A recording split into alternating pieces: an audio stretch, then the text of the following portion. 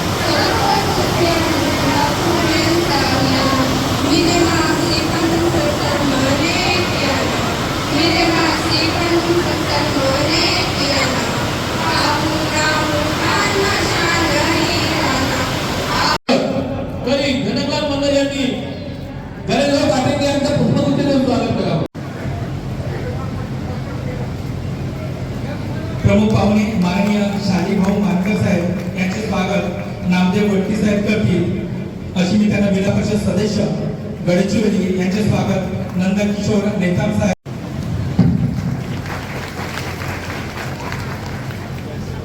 आजच्या कार्यक्रमाचे प्रमुख मार्गदर्शक यानंतर कुमारी पायल सारंग म्हणावी आपण सुद्धा सत्कार करण्यासाठी मंचावर यावं असे मी आपणास नम्र विनंती करतो.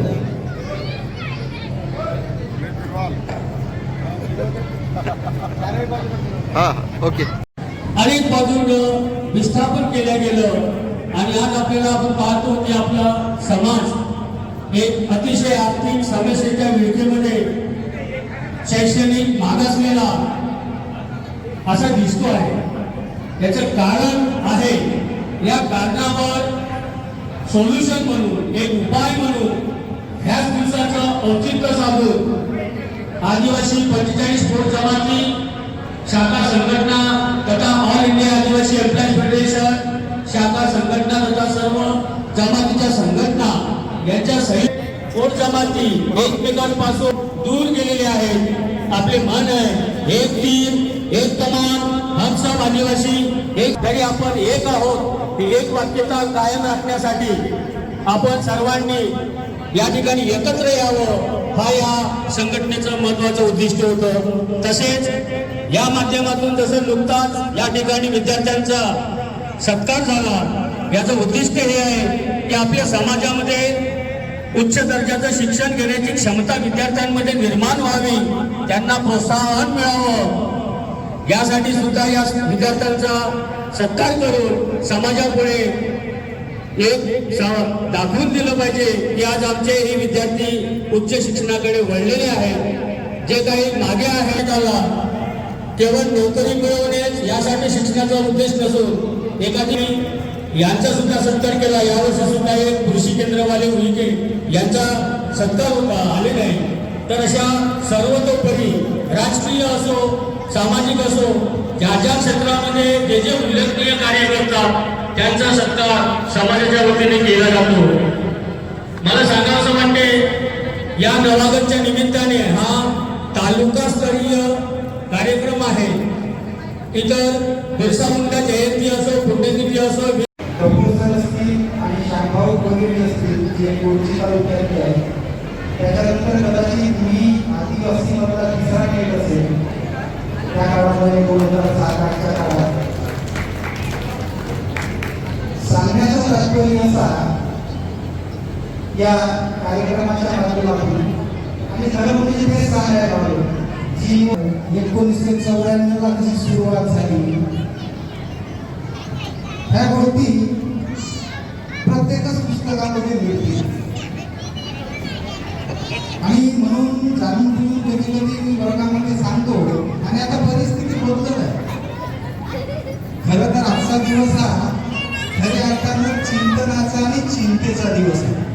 कुणाला काय वाटतंय मला माहिती नाही. मला कपूर सरांना त्यांना थोडं शांत ठेवता का? गृहाची अवस्था बघितल्यानंतर कदाचित माझ्या तरी सारख्या माणसाला वाटतं आपण फक्त जगण्यासाठीच खातो, याहीपेक्षा खाण्यासाठी जगतो.